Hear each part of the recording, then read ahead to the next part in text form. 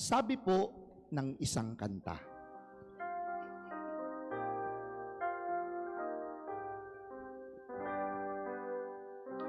lumayo ka man sa akin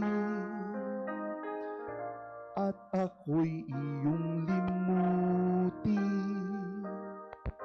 masakit man sa damdamin, pilit pa rin titiisin.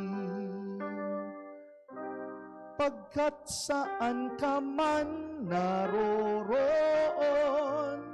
pintig ng puso ko'y para sa'yo.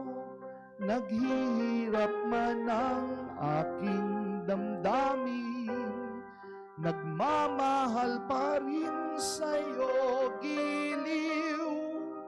Limutin man kita'y di ko magawa, hindi pa rin ako magbabago.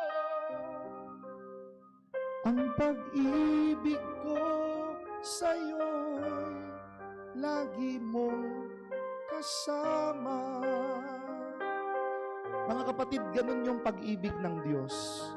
At iyon yung sisikapin nating pagnilayan sa Kwaresma.